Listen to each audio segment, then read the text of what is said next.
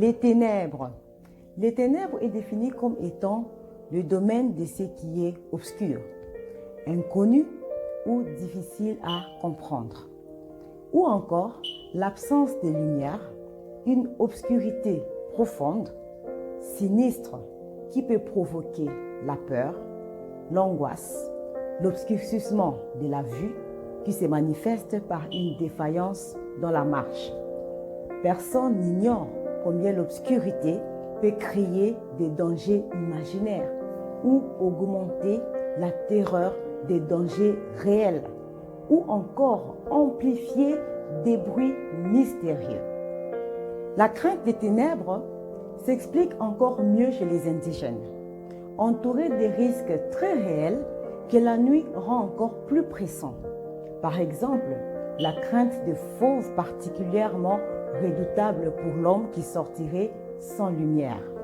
Car l'homme est parfois dans l'incertitude de trouver son chemin dans l'obscurité. Dans la Bible, par contre, les ténèbres est souvent pris dans un sens figuré. Il signifie respectivement, selon les contextes, ce qui est fait dans les secrets, ou encore un état d'ignorance, des péchés, des paganismes, ou encore la puissance du mal, l'ombre de la mort, la captivité, ou toute puissance mauvaise qui a servi l'espèce humaine. Bref, tout explique pourquoi les ténèbres ont toujours représenté les puissances mauvaises, comme les puissances bonnes sont représentées par la lumière. En ces cas, comme dans beaucoup d'autres, la Bible a repris cette idée humaine de ténèbres pour exprimer la plus haute révélation. Elle déclare que Jésus est la véritable lumière qui dissipe tout ce qui représente les ténèbres, c'est-à-dire l'ignorance, la crainte, les péchés. Il est frappant de constater que le premier acte divin dans la création est précisément de séparer les ténèbres de la lumière. La Bible nous en parle en Genèse 1,4. Il est écrit que Dieu sépara la lumière d'avec les ténèbres.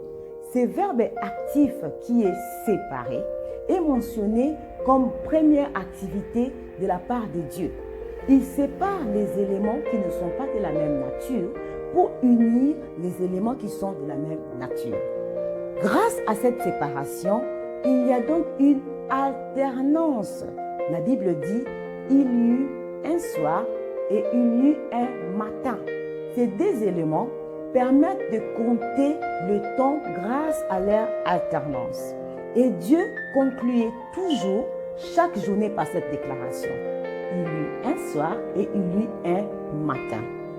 Mon frère, ma soeur, peut-être qu'en ce moment, ta situation financière, familiale, professionnelle, voire même spirituelle, semble aller de mal en pis. Mais laisse-moi te dire que cette période sombre où tu te poses des tas de questions n'est que les rectos de ta vie, que j'appellerai soir ou même ténèbres.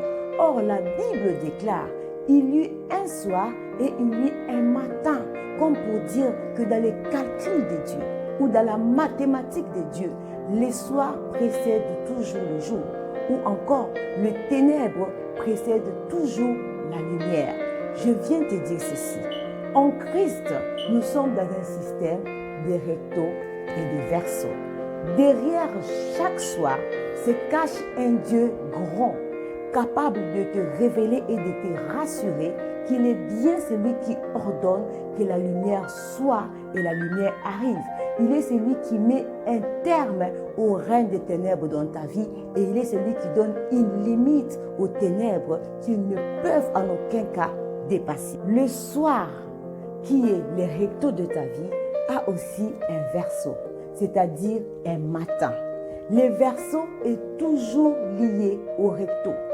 Dieu ne voit pas ta vie uniquement comme un soir. Il a aussi prévu un matin qui est le recto, c'est-à-dire la fin de ton histoire. Or, si Dieu qui est le matin de ta vie se situe au verso, cela ne peut qu'être qu'un encouragement pour toi à continuer à espérer que ta fin ne peut pas être ce que tu vis actuellement. Ton verseau, c'est lorsque le soleil de justice s'élève en ta faveur. Et parce qu'il n'y a pas de recto sans verseau, je déclare que ce mois de septembre, c'est ton mois où tu vas entrer dans le verseau de ta vie. Ce que tu vis aujourd'hui n'est pas la fin de ton histoire. Ton futur ne ressemblera en aucun cas à ton présent. Ce mois, c'est le mois de l'alternance. Tu passes du soir au jour, des pleurs au rire, des questions aux réponses, de la maladie à la guérison, de la tristesse à la joie.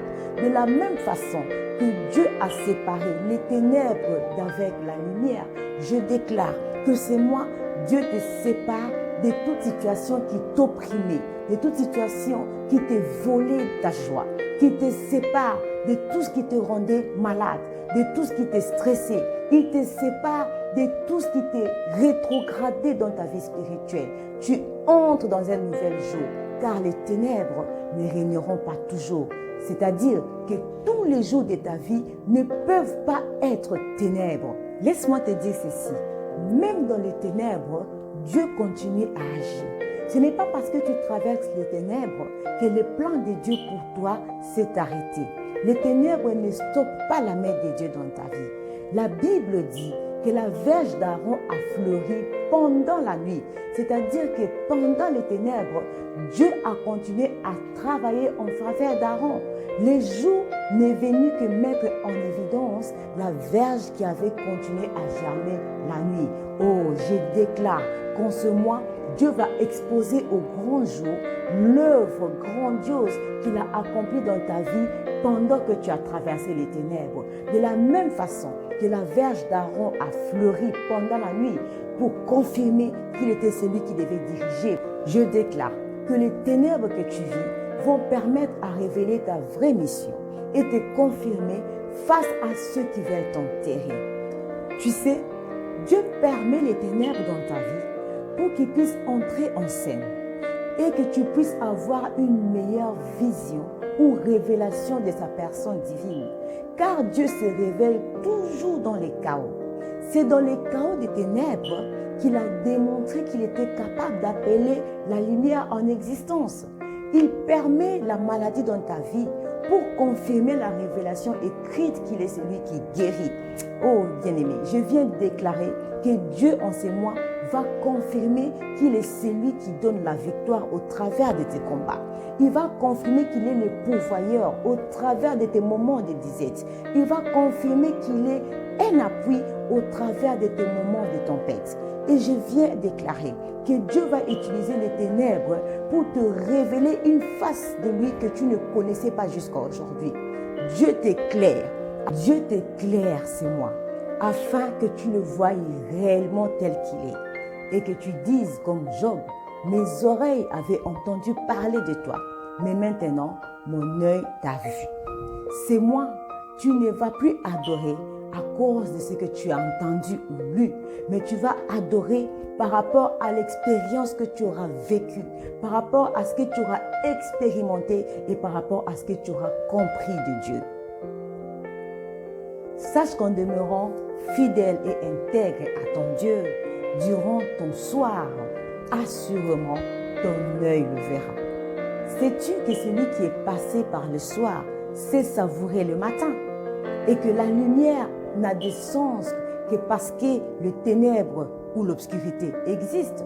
Il y a même un proverbe grec qui dit « L'espérance vient après les désespoirs, comme la clarté après les ténèbres. » Et la Bible ajoute « Ainsi il eut un soir et il eut un matin. » Alors, tiens bon, car ton soleil levant est sur le point de s'élever.